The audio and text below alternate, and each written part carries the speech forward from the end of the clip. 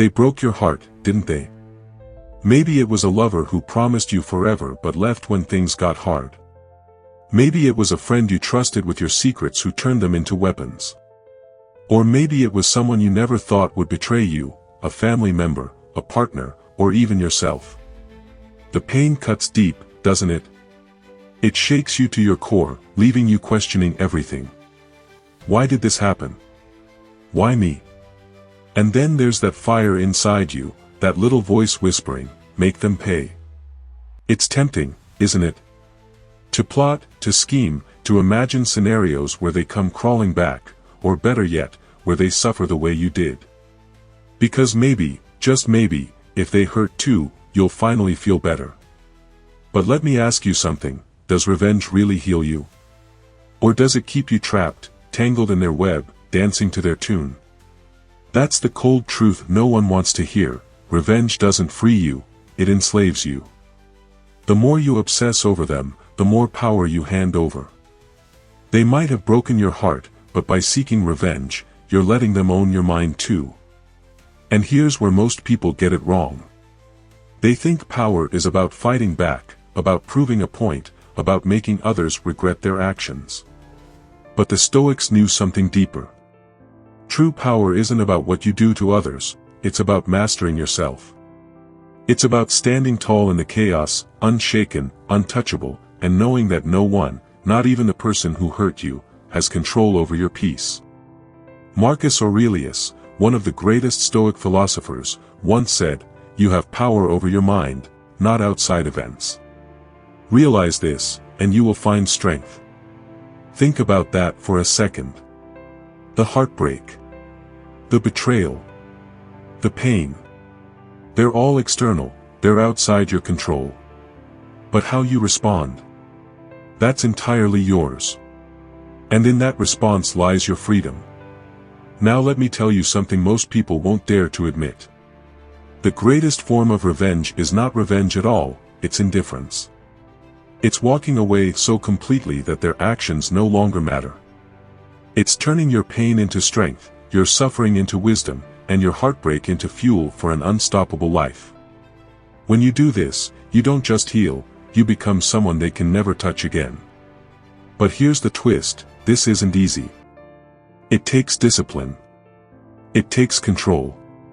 It takes the courage to step back, to stop reacting, and to start rebuilding. And that's why you're here today. I'm going to show you how to take that pain and transform it, not into revenge, but into resilience.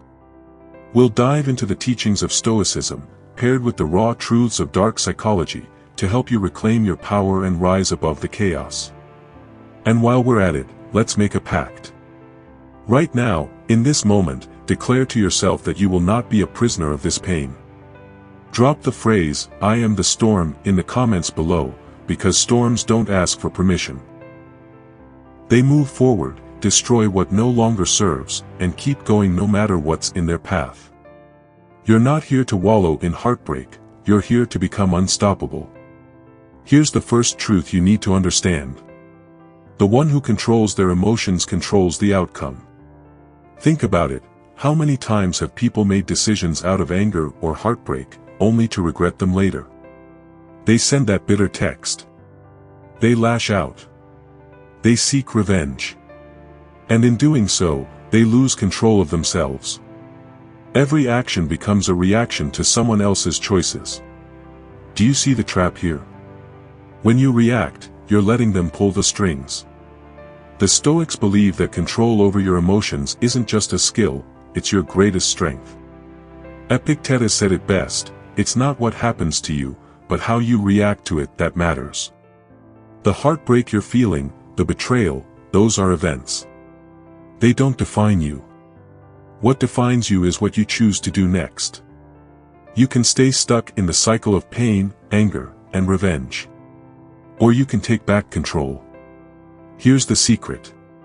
You can't control what they did, but you can control how much power you give it. And that power starts in your mind. Let's break this down. Every time you think about them, replay the betrayal, or imagine revenge, you're feeding them energy. You're letting them occupy a space in your mind, rent-free. But what if, instead of letting them live there, you evicted them entirely? Here's how.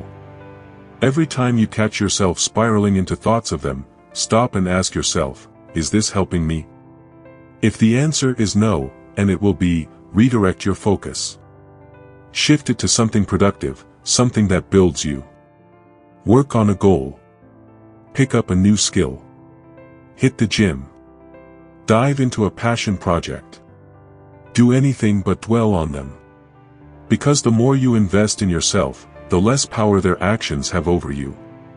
Now, here's where it gets interesting. When you stop reacting, when you stop giving them the satisfaction of your attention, something incredible happens. They lose control. They start wondering why you're not broken, why you're not chasing them, why you're not playing the game they set up. This silence, this indifference, it's louder than any words, and it's far more powerful than revenge. But this takes discipline. Control over your emotions is like a muscle, you have to train it. The next time you feel that fire rising in your chest, stop. Breathe. Remind yourself that you're in control. Not them, not their actions, not your pain. Just you. And speaking of control, here's a challenge for you. Take a moment right now to declare your power. Drop the phrase "I control my destiny" in the comments below. Let the world know that no one, not heartbreak, not betrayal, not even your own emotions, will define you. Let's talk about revenge. It's seductive, isn't it? When someone hurts you, the idea of making them suffer in return feels just. Fair. Like it'll somehow balance the scales. But here's the harsh truth. Revenge is a mirage. It looks like it'll quench your thirst, but the closer you get, the more you realize it was never real. Why? Because revenge doesn't heal, it feeds the wound.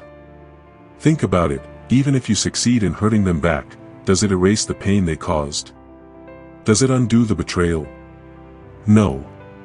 At best, revenge gives you a fleeting moment of satisfaction before it leaves you hollow.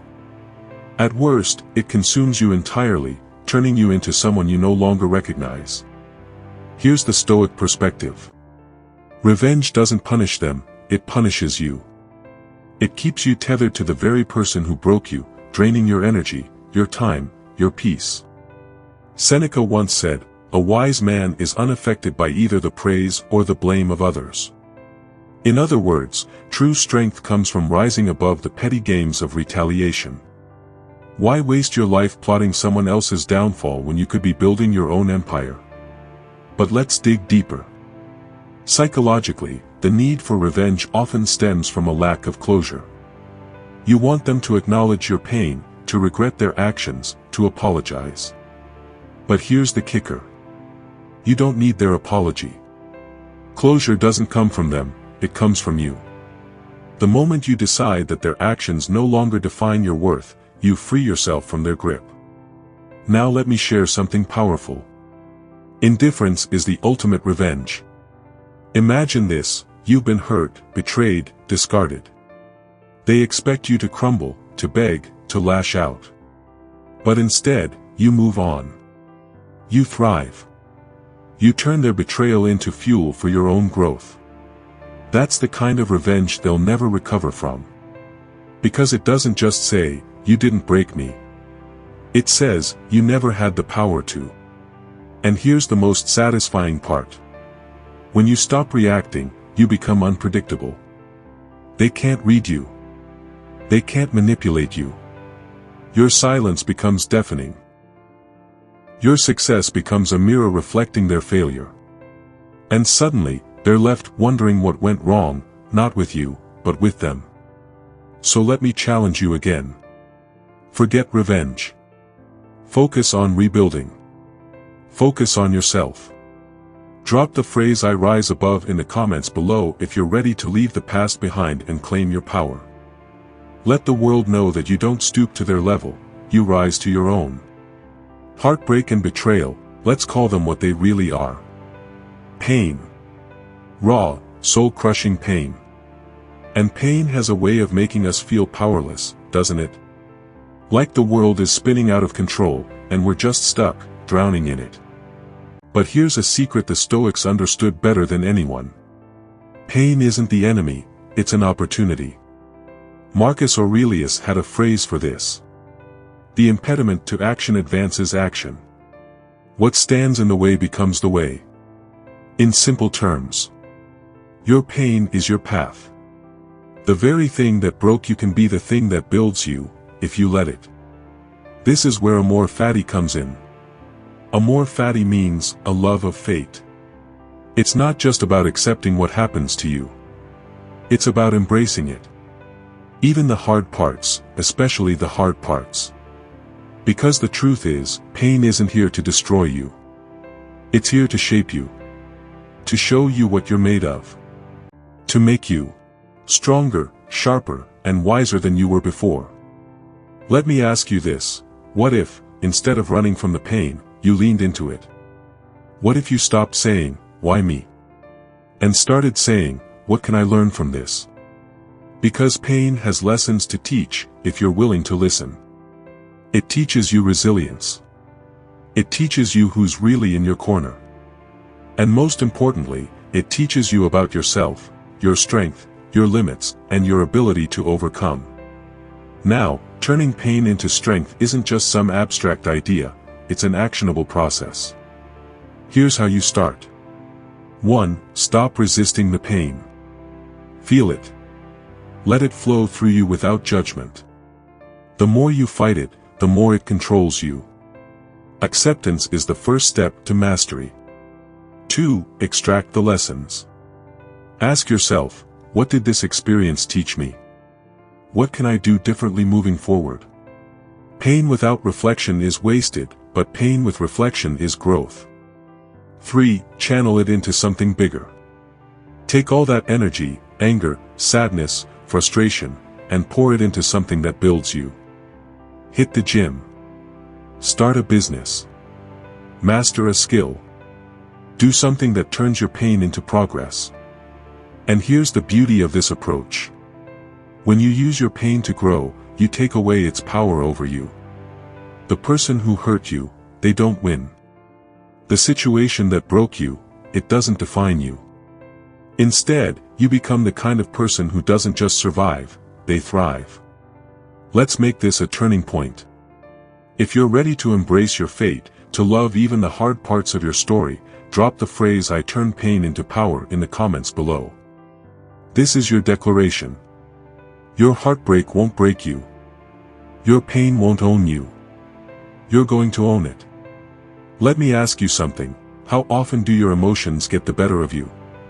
How often do you feel anger, sadness, or frustration because of what someone else said or did? What if I told you that your freedom lies in one simple but powerful shift, learning to master indifference? The Stoics called it apatheia. Not apathy, as in not caring, but a serene, unshakable state where you control your emotions rather than letting them control you. Imagine this. Someone insults you, betrays you, or tries to bring you down. And instead of reacting, you remain calm. Unmoved. Their words and actions roll off you like water off a stone. That's not weakness, it's strength. It's the ultimate form of power. Marcus Aurelius put it perfectly. You don't have to turn this into something. It doesn't have to upset you. Think about that for a second. No one can make you feel anything unless you let them. Your reaction, that's where your power lies. The moment you stop reacting, you take back control. But here's where it gets interesting. Indifference doesn't just free you, it also unnerves the people who try to hurt you. When someone lashes out at you, they expect a response, anger, pain, anything. But when you give them nothing, when you meet their chaos with calm, it throws them off balance. They lose the game because you refuse to play. Now, mastering indifference isn't about pretending you don't feel anything. It's about choosing where to place your energy. Ask yourself, does this situation deserve my attention, my peace, my time? Most of the time, the answer is no. Your peace is sacred. Don't give it away so easily. Here's how you practice apatheia. 1. Pause before you react. When someone tries to provoke you, take a moment. Breathe. Remind yourself that their actions don't define you. 2. Detach emotionally. Visualize their words or actions as a wave passing by you. You see it, but you don't let it drown you.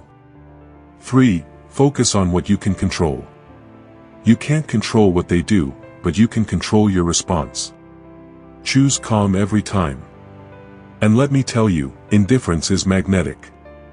People are drawn to your calm energy because it's so rare in a world full of overreactors. It's a quiet kind of power that says, I'm untouchable. Let's make this personal. If you're ready to stop letting others control your emotions, drop the phrase "I choose calm" in the comments below. Let it be a reminder to yourself, and to everyone watching, that your peace isn't negotiable. Do you know what the loudest sound in the world is? Silence. Silence has a weight, a presence, a power that most people underestimate. In a world full of noise, arguments, drama, and endless opinions, choosing silence makes you stand out. It makes people lean in. It makes people uncomfortable. And that discomfort, that's where your power lies. Here's why silence is so effective. Most people are desperate for attention. They want your reaction, your validation, even your anger. When you respond, you give them what they want. But when you stay silent, you deny them control. You keep them guessing. They start wondering, why aren't they reacting? What are they thinking? Your silence becomes their obsession. The Stoics understood this well. They believed that speaking less and observing more was the key to wisdom. Epictetus said, "We have 2 ears and 1 mouth so that we can listen twice as much as we speak." Silence isn't just about holding your tongue.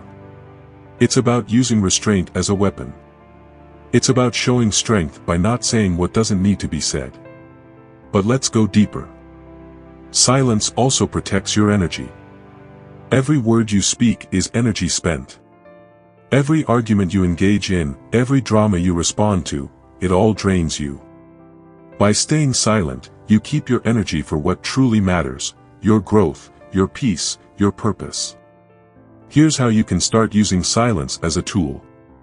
1. Resist the urge to explain yourself. You don't owe anyone an explanation for your choices, your healing, or your boundaries. Silence speaks louder than any justification. 2. Let your actions do the talking. Instead of telling them you've moved on, show them. Let your progress, your success, and your happiness speak for you. 3. Hold your power. In conversations, arguments, or confrontations, don't rush to fill the silence. Let it linger. Watch how people reveal themselves when you stay calm and quiet. Here's the thing. Silence isn't passive, it's active. It's a statement that says, I'm in control. And nothing frustrates those who want to hurt you more than realizing they can't provoke you. Your silence says, I've already won. Let's make this real. If you're ready to embrace the power of silence, drop the phrase, "My silence is my strength," in the comments below. Say it as a reminder to yourself that not every battle is worth fighting, and sometimes the most powerful move is saying nothing at all. Now that you've mastered silence and taken control of your emotions, it's time to ask yourself a critical question. What am I going to do with this pain? Because here's the truth, heartbreak and betrayal can destroy you, or they can become the foundation of the life you've always dreamed of. The choice is yours. Are you going to let their actions define your story? Or are you going to use this as fuel to build something extraordinary? The Stoics believed in taking every obstacle, every hardship, and turning it into an opportunity for growth. Marcus Aurelius famously said, "The best revenge is not to be like your enemy." What does that mean? It means you don't waste your time and energy trying to get even. Instead, you rise above and focus on becoming the best version of yourself, a version so strong, so successful, that their betrayal becomes a mere footnote in your journey. So how do you do it? You rebuild. Brick by brick. Step by step. Here's where you start. 1. Invest in your physical and mental health. Hit the gym, take up running, or practice yoga. When you strengthen your body, you strengthen your mind. A healthy, resilient body sends a clear message: I am unbreakable. 2. Master your craft. Whatever your passion is, whether it's art, business, writing, or something else, commit to it. Pour your energy into becoming so skilled that your success speaks louder than any words ever could. Build financial independence. Money might not buy happiness, but it buys freedom. Use this time to level up your career, start a side hustle, or learn a skill that increases your earning potential. Independence is power. Surround yourself with people who lift you up. This is your chance to audit your relationships. Let go of toxic connections and seek out people who inspire and support you. Quality over quantity every time. And here's the most important part. Keep moving forward. Progress doesn't have to be dramatic, it just has to be consistent. Every step you take away from the person who hurt you is a step closer to the life you deserve. The more you build, the less their betrayal matters. Because here's the ultimate truth. Your success isn't about them. It's about you. It's about proving to yourself, not anyone else, that you're capable of greatness. Now imagine this. Months from now, maybe years, you'll look back on this moment not with bitterness but with gratitude.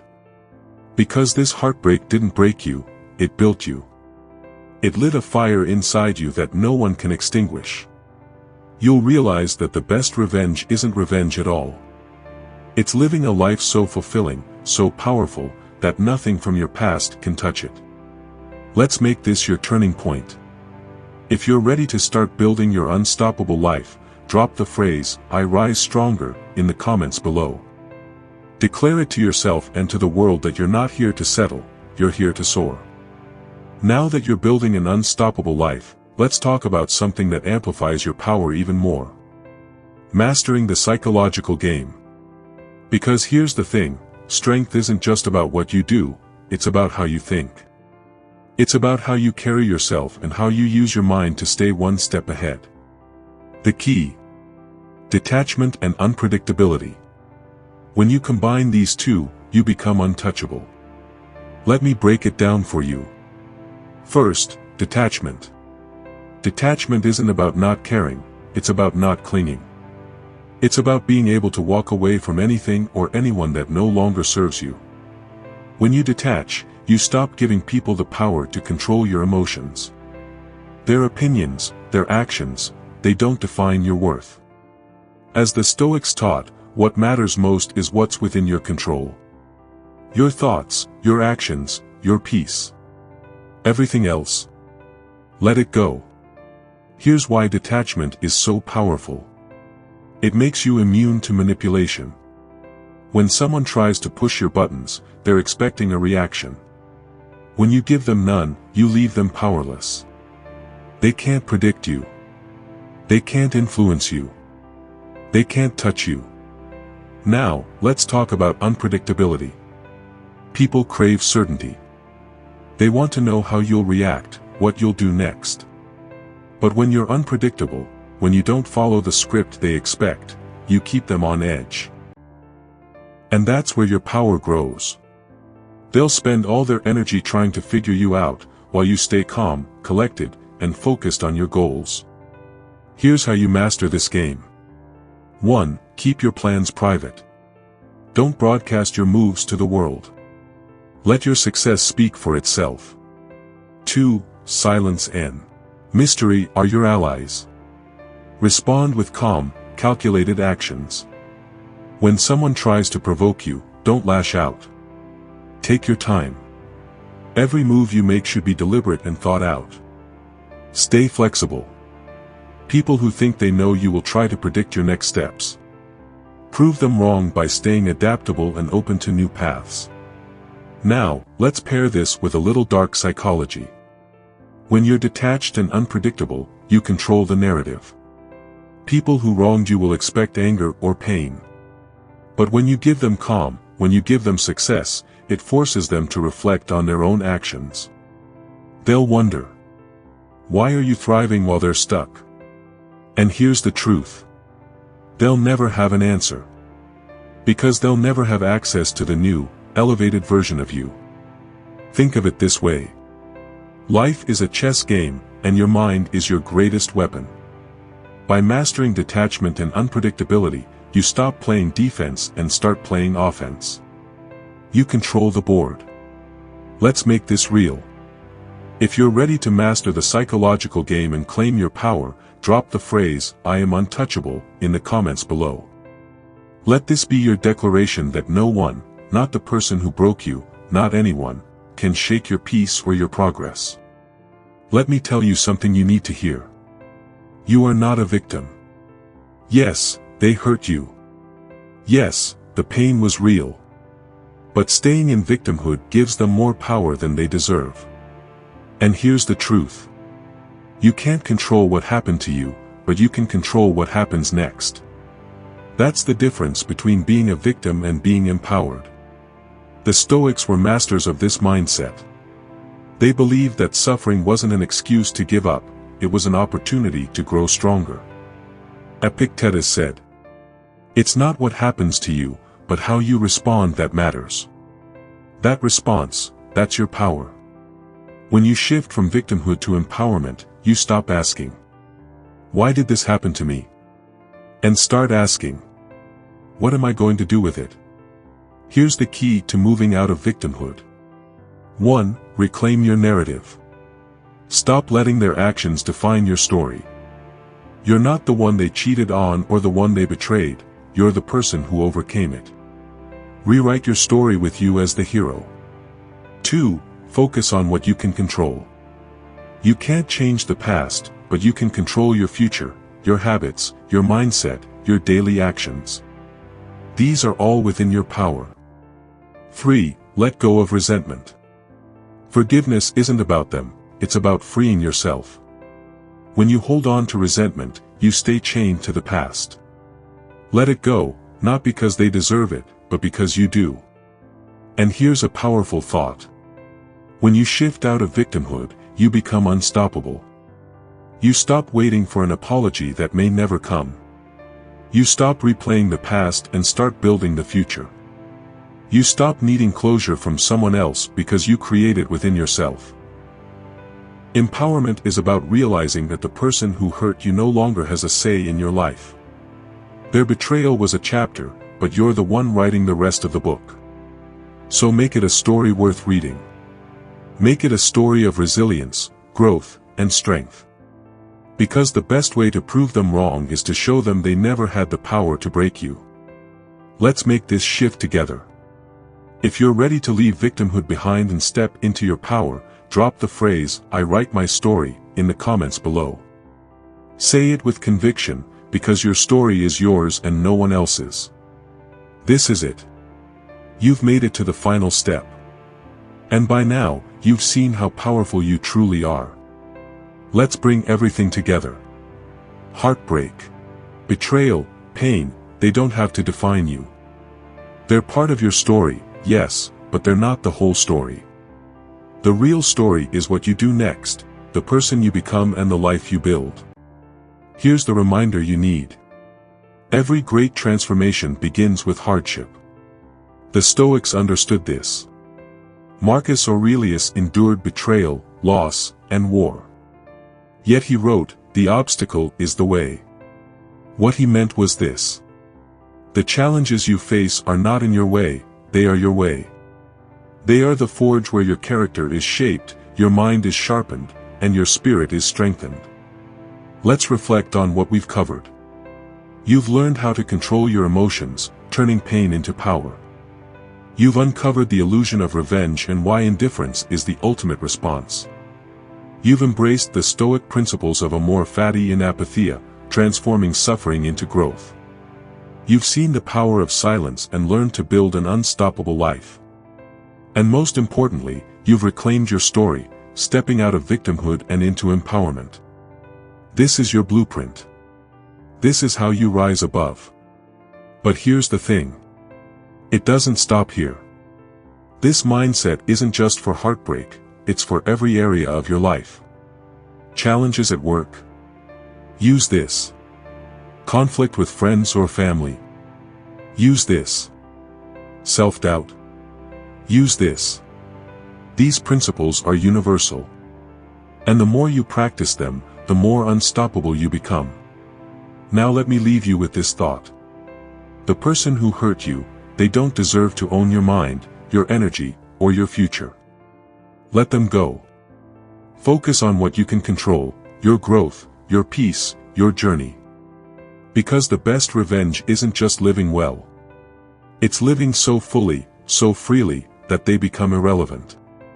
This is your time. Your time to rise, to rebuild, and to thrive. The storm you've been through wasn't meant to destroy you, it was meant to reveal you. And now you're ready to show the world who you really are. If this message resonates with you, if you feel that fire within you growing stronger, drop the phrase, "I am the storm," in the comments one last time. Let this be your declaration that no matter what life throws at you, you are unshakable, unstoppable, and unbreakable. And before you go, make sure to like this video. Subscribe to the channel. Turn on notifications. Together, we're building a community of strength, resilience, and wisdom. You're part of this journey now. Until next time, keep rising. You've got